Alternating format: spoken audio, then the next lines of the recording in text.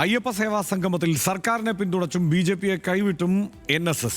പരിപാടിയുമായി സഹകരിക്കാനാണ് NSSന്റെ തീരുമാനം. ശബരിമല പ്രക്ഷോഭ സമയത്ത് NSSനൊപ്പം ബി.ജെ.പി അണിനിരന്നിട്ടില്ല എന്ന് സംസ്ഥാന വൈസ് പ്രസിഡന്റ് സംഗീത് കുമാർ കുറ്റപ്പെടുത്തി.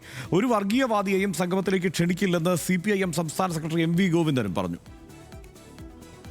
ശബരിമല യുവതീ പ്രവേശന വിവാദത്തെ തുടർന്ന് LDF സർക്കാരുമായി അകൽച്ചയിലായിരുന്ന NSS ആഗോള അയ്യപ്പ സംഗമത്തോട് നിലപാട് മാറ്റുകയാണ്.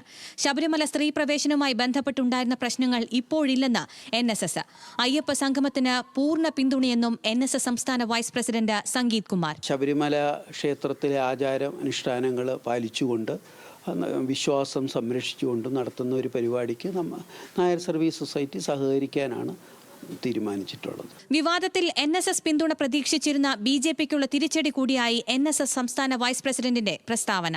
ശബരിമല പ്രക്ഷോഭ സമയത്ത് NSSനൊപ്പം അണിനിരന്നവരല്ല ബി.ജെ.പിയും മറ്റ് ഹൈന്ദവ സംഘടനകളുമെന്നും സംഗീത് കുമാർ വിമർശിച്ചു. ഞങ്ങളോടൊപ്പം ആരും അണിനിരന്നില്ല. അന്ന് നായർ സർവീസ് സൊസൈറ്റി ആദ്യമായിട്ട് അതിൻ്റെ ബഹുമാന്യായ ജനറൽ സെക്രട്ടറി സുകുമാരൻ നായർ സാറാണ് ഇതിനെതിരെ ആദ്യമായിട്ട് ശക്തമായി രംഗത്ത് വരികയും നമ്മുടെ കരയോഗങ്ങൾ വഴി പ്രതിഷേധങ്ങൾ, നാമജപഘോഷയാത്രയെല്ലാം സംഘടിപ്പിച്ചിട്ടുള്ളത്. അത് കഴിഞ്ഞ് പല സംഘടനകളും അത് ഏറ്റെടുത്ത് നടത്തുന്നു. ഞങ്ങൾ എപ്പോഴും ഞങ്ങളുടേതായ ഒരു സ്വതന്ത്ര നിലപാടാണ് ഞങ്ങൾ സ്വീകരിക്കാറ്. രണ്ടാം പിണറായി സർക്കാരിന്റെ തുടർച്ചയ്ക്ക് സമൂഹത്തിന്റെ വിവിധ ഭാഗങ്ങളിൽ നിന്ന് ലഭിക്കുന്ന പിന്തുണയായാണ് NSS നിലപാടിനെ CPIM കാണുന്നത്.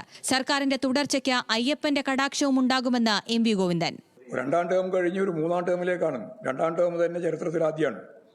അപ്പോൾ മൂന്നാം ടേം എന്ന് പറഞ്ഞാൽ ചരിത്രത്തിൽ പുതിയ അധ്യായമായിരിക്കും. ആ അധ്യായം കുറിക്കുക തന്നെ ചെയ്യും. അയ്യപ്പൻ ഉൾപ്പെടെ എല്ലാറ്റിൻ്റെയും കടാക്ഷം എന്ത് പുരോഗമനപരമായ നിലപാട് സ്വീകരിക്കുമ്പോഴും ലോകത്തെ എവിടെയായാലും ആശയവാദികൾ ഉൾപ്പെടെയുള്ളവരുടെ പിന്തുണ അതിനെല്ലാം ലഭിച്ചിട്ടുണ്ട്. ലോകത്ത് എവിടെയും കിട്ടിയിട്ടുണ്ട്, ഇവിടെയും കിട്ടും. സെപ്റ്റംബർ 20 പമ്പാ തീരത്താണ് ആഗോള അയ്യപ്പ സംഗമം നടക്കുക. ന്യൂസ് മലയാളം, തിരുവനന്തപുരം.